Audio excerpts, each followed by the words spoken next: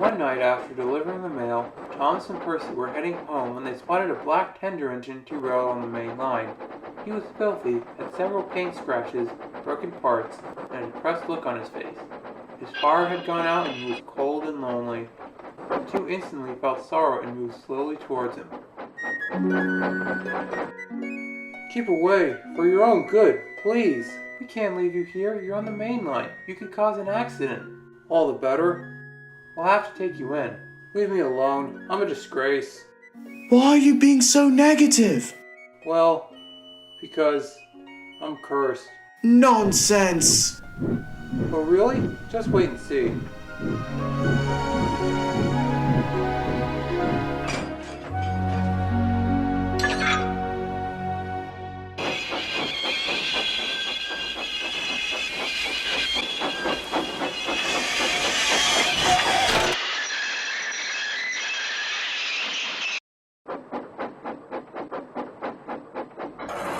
What the hell happened? The coupling broke. It seems you pulled too hard. Well, it won't happen again. Now come on, let's get you to TNWRS. Who is this engine? Casey, we found him stranded on the main line. What's up? He's out of coal and water and needs his wheels oiled. Ashy, both of you take him to get coal and water. Let's oil his wheels too. Soon Casey had a piping hot fire and a good head of steam. Alright, Casey, away you go. Woohoo! Yay! You can go, do Casey! You've got this! Well, what a surprise. Bother! Oh well, it's not the first time I've been wrong. It looks like you're going to Croven's Gate. Bother!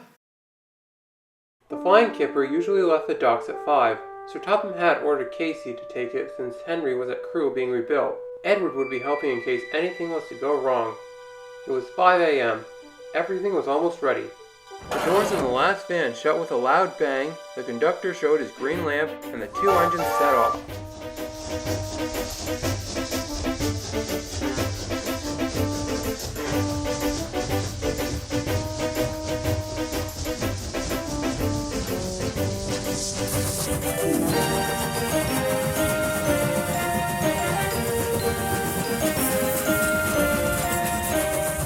The journey went smoothly.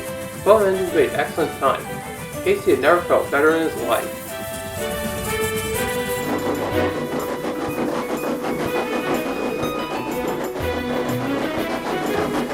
At last, a good run to stretch my wheels. Hopefully help me forget about my past once for all. You're doing great, Casey. Keep it up, and we might reach our destination early.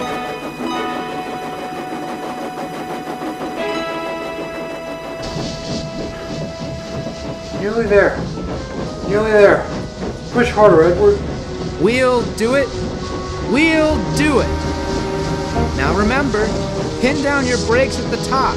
And don't forget to whistle and let the conductor know to apply the brake band's brakes too. Right.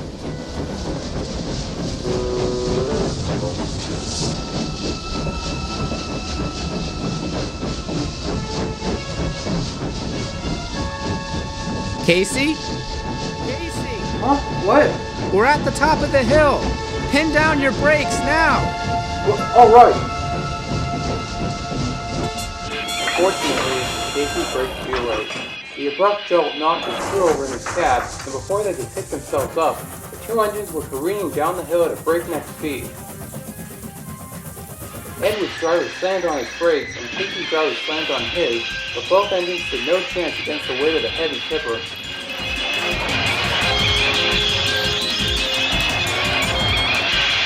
They soon approached the yard. Casey whistled to attract the signalman's attention. The signalman set the points just in time.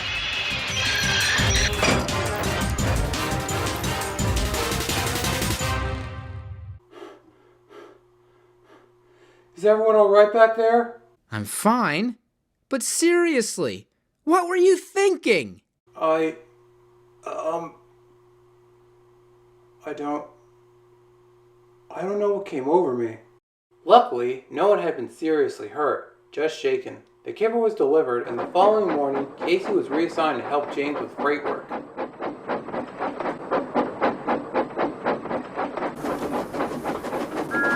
Good luck!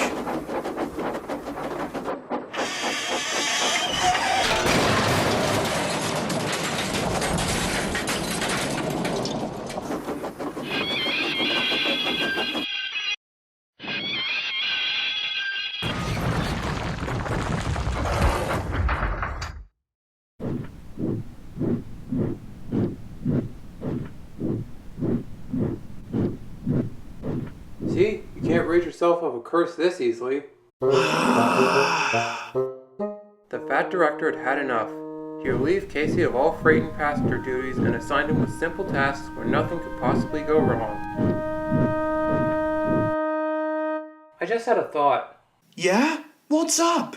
I think that maybe you are the cause of Casey's curse. How? When you passed by him today, Edward told me you whistled to him. So? I was being friendly. Well, it caused an accident. After you whistled, Casey's car derailed. Come to think of it, Casey also broke down when you blew your whistle that one time. Those were coincidences. Call it what you like, but your whistle seemed to coincidence Casey when you blew it. Actually, Thomas has a point.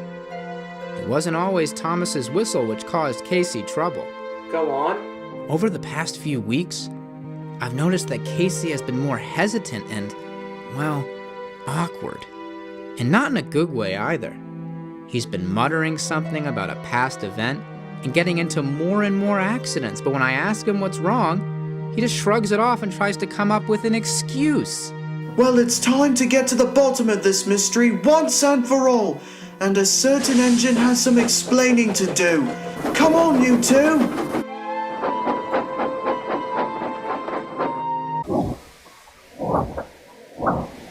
Will you hurry up? Oh, right. Sorry.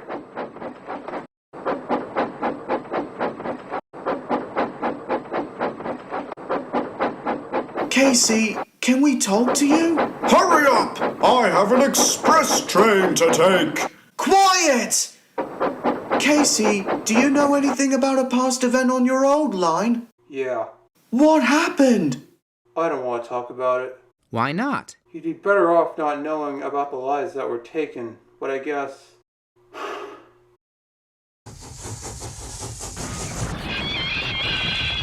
Oops. Fuck! Daryl's supposed to come through here any second! We must sound the alarm! My driver frantically rushed to warn the signalman, but by then it was too late. Daryl's whistle could be heard in the distance. I knew he was fast approaching, so I moved quickly out of the way so as not to get thrown off the rails. When Daryl saw the tankers, he braked as hard as he could, but it was just not enough.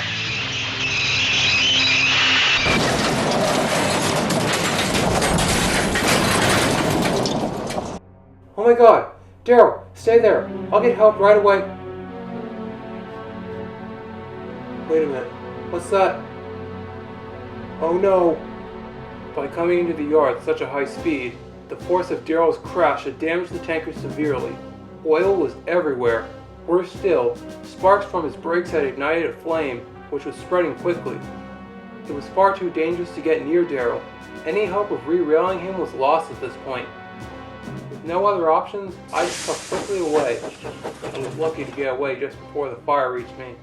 The fire department was on the scene in a second, as well as many ambulances and police. I felt nausea as well as mental and physical pain as I listened to my mentor burn alive from a distance. Then...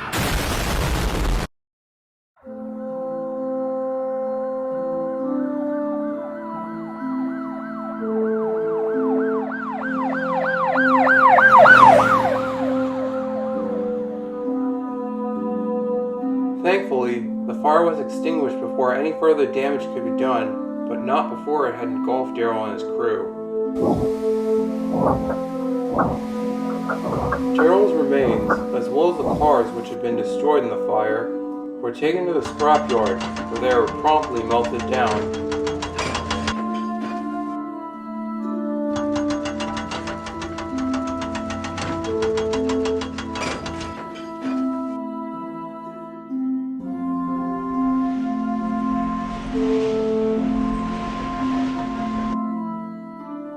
After the accident, no one trusted me. All the engines hated me deeply. I couldn't help but feel guilt and depression. I didn't mean to cause so much damage. I didn't mean to do what I did. And I never meant to hurt anyone. Unfortunately, however, I couldn't prevent what happened from happening. Questions plagued my mind. Would Daryl still be alive today if I was never here? Would the railway have held up better without me? Anyway, the controller was desperate for money after the accident, for it caused the railway to go bankrupt, so he decided to sell some engines, including myself. Some were sold to other railroads in the United States, while others were not so lucky. I couldn't help but feel that I was to blame for the loss of those lives. No American railroad would take me in after that. I tried to explain my story, but they didn't want to hear it. I was even rescaled to work on British railways, but it turned out to be a waste of time and money because those British railways hated me too.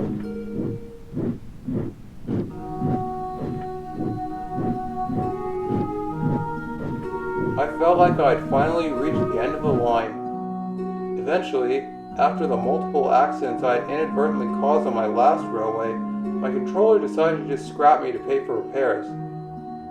But I could not bear such a fate, so I ran away. My controller found out at some point that I had left. It was a mystery to him, but I'm assuming he didn't care after all the trouble I put him and his railway through. Eventually, I was found on the main line and brought to your yard, and now, here we are.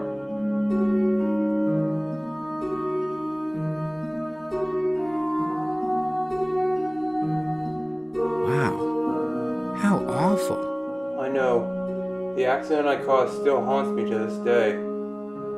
I don't think I can ever move on from it. I doubt anyone can actually relate. Well, I've caused enough trouble. I guess this is goodbye.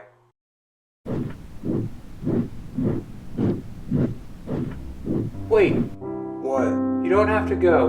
Don't waste your time. Listen, I know some tragic memories cannot be forgotten about or let go of, and some things can never be prevented. But I believe we can help you as your friends if you stick around. We care about you and want you to be happy once again. It's not too late for you to change your persona. What do you say you start a new life now? I'd love that. Thanks.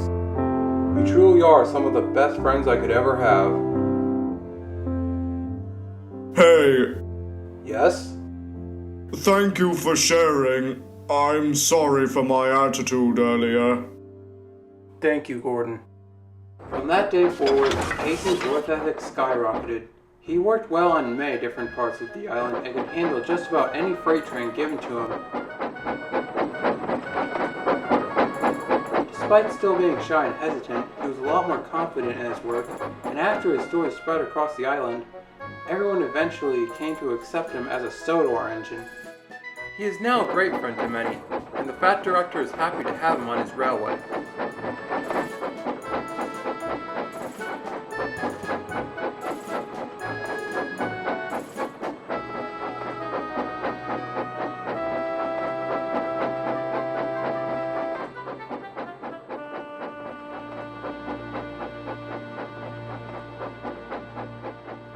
At the end of the day, his confidence and mood lifted, and he knew Daryl was in a better place watching over him as he worked tirelessly.